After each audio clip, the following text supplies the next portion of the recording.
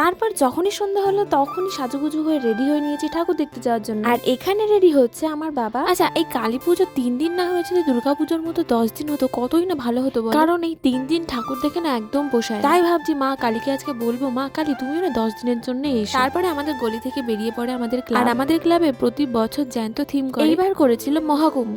আর এত সুন্দর সুন্দর লাইটিং করেছিল কি বলবো। আর ওই লাইটিং দেখতে দেখতে আমরা পৌঁছে গেছি প্যান্ডেলের কাছে। প্যান্ডেলটা কি দারুণ করেছে না বলো। আর ও সামনাসামনি দেখতে তো আরো দারুণ লাগছিল। আমরা তো জাস্ট প্যান্ডেলটা দেখে জাস্ট মুগ্ধ হয়ে গেছি। কিন্তু মুগ্ধ হলে কি হবে, এই যে দড়ি পড়ে গেল, কি যে রাগ হয় কি বলবো, প্রচন্ড রাগ হয়। মনে হয় কি ঠাস ঠাস করে খানিকটা চড়ি। মায়ের কাছে যাব তাও নাকি দড়ি দিয়ে আটকে রেখে দেবে। এই দেখো এইগুলো কিন্তু সবগুলো হাতের কাজ, প্রত্যেকটা জিনিস হাতের কাজ দিয়ে তৈরি করেছে। আর মাকে দেখো কি সুন্দর না, মাকে দেখলেই যেন মনটা জুড়িয়ে যায়। এই যে এত রাস্তা হেঁটে হেঁটে এসেছি, সেটা মাকে এক পলক দেখলেই যেন সব ক্লান্তি দূর হয়ে যায়। প্যান্ডেলটা জাস্ট ওয়াও করেছিল।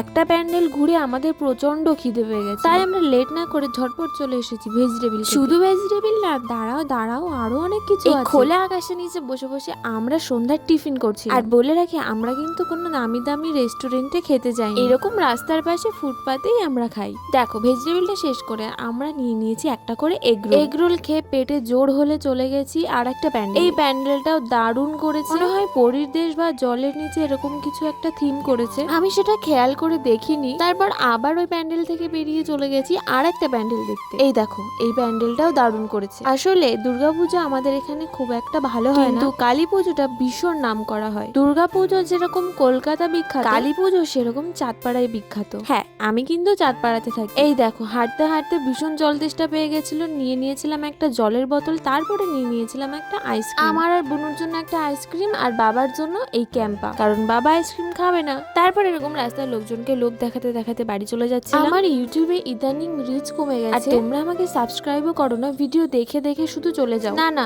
এরকম করলে কিন্তু চলবে, তাহলে আমি ভিডিও বানানোর সাহসটা পাবো কোথা থেকে। গিয়ে দেখো পাপা কি পারি। সারা রাস্তা ভীষণ ক্লান্তি লাগছিল, যে বাড়ির কাছে চলে এসেছে অমনি একটা আলাদা এনার্জি চলে এসেছে। তোমরা আমার ভিডিও দেখো কিন্তু সাবস্ক্রাইব করো না, এটা কিন্তু খুবই ভুল কথা। তোমরা আমাকে সাবস্ক্রাইবও করো, একটা লাইক করো। আজকের মতো টাটা।